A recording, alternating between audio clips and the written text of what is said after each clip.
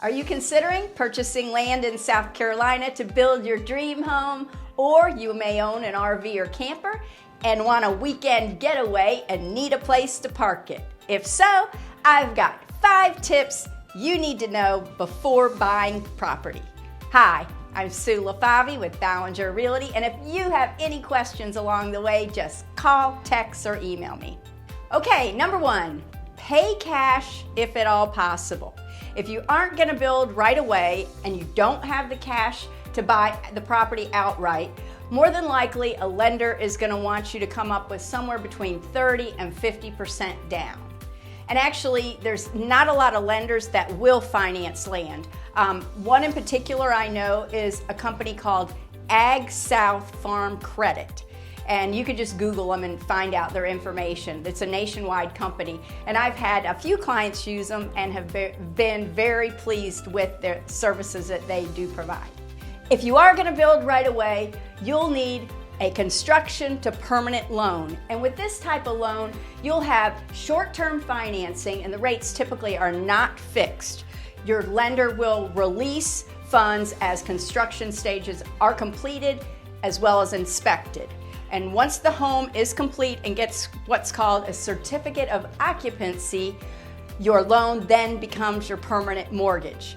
And again, there's not a lot of lenders that do this type of loan, but I do have a great local one I can recommend. So just reach out if you need some help with that. Number 2, utilities.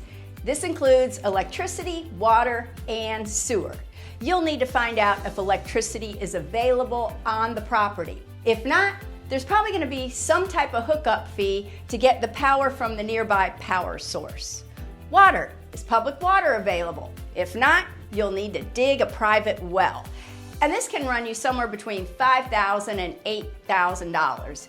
And being in the South here, you may also need a filtration system if once they dig the well, the water smells like rotten eggs.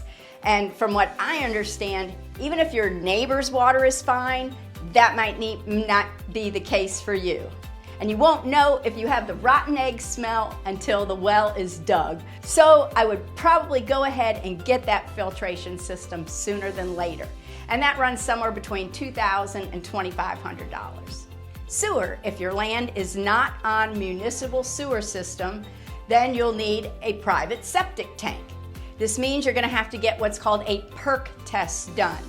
And a perk test looks at how absorbable the soil is to the liquid that comes out of the septic tank. And this test is done by the South Carolina Department of Health and Environmental Control. If it passes the test, great.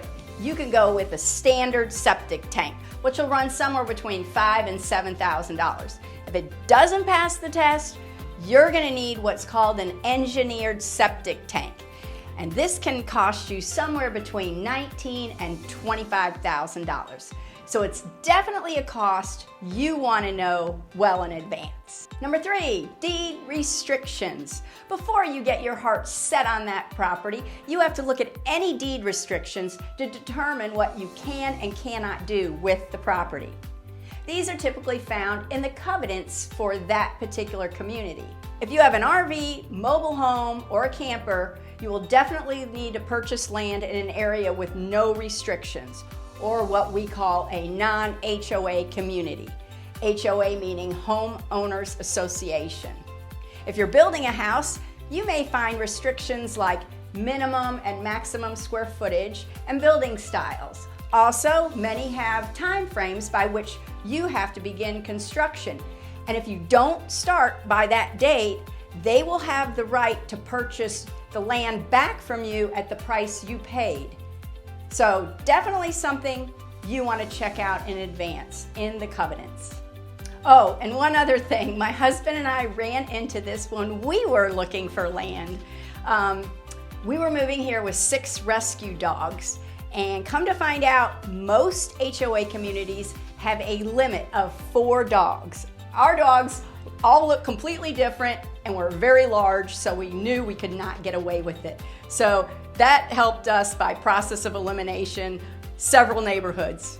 Also, if you're in an HOA neighborhood, your house plans will need to be reviewed and approved by their architectural review board. So it's very advisable to go with a builder that's very knowledgeable and is already built in that community, so they know what restrictions are and what you can and cannot get approved when you bring your plans forward.